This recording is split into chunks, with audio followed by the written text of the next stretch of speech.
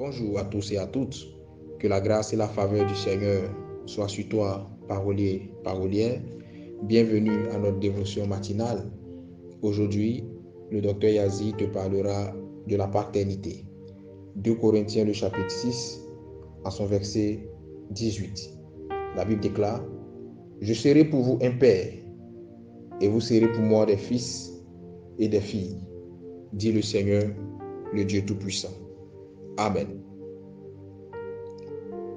Dieu est notre Père céleste. Mais au-delà de la paternité céleste, il existe la paternité terrestre.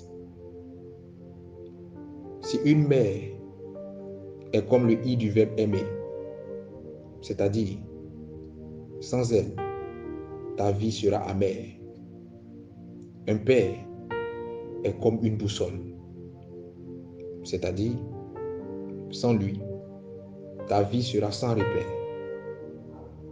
Aime ta mère, c'est une bonne chose, mais n'oublie pas d'admirer ton père. Cela sera une chose sage de ta part. Ton père est ce tête solitaire qui doit toujours donner l'impression d'être fort et qui doit toujours donner l'impression de ne jamais avoir besoin de qui que ce soit.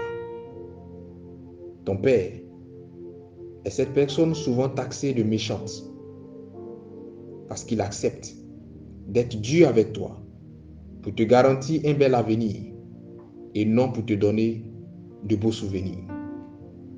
Ton père est enfin cet incompris qui préfère prendre des décisions radicales que tu ne comprends toujours pas et que tu ne comprends peut-être pas aujourd'hui, mais que tu salueras demain parce que ces décisions te feront du bien. Ton père est enfin cette personne qui t'aime plus que tout, mais qui n'arrive pas toujours à bien te l'exprimer ou qui n'arrive même pas à te l'exprimer parce que trop focalisé sur sa rigueur, trop focalisé sur sa sérénité. Mais cela ne veut pas dire qu'il ne t'aime pas. Je prie que Dieu soutienne tous ces pères qui se battent jour et nuit, qui s'oublient jour et nuit, afin de privilégier leur famille. Je prie que Dieu console toutes ces personnes qui ont perdu leur père trop tôt ou qui ont perdu leur père à un moment donné de la vie.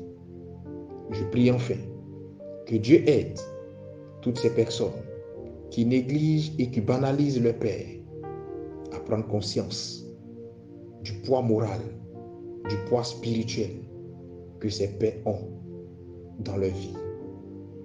Prenez soin de vos pères, profitez de vos pères avant qu'il ne soit trop tard. Le regret après la mort est un regret qui risque de te ronger jusque dans ta tombe. Pendant qu'il est encore vivant, dis à ton père que tu l'aimes, profite de lui et montre-lui que tu tiens à lui.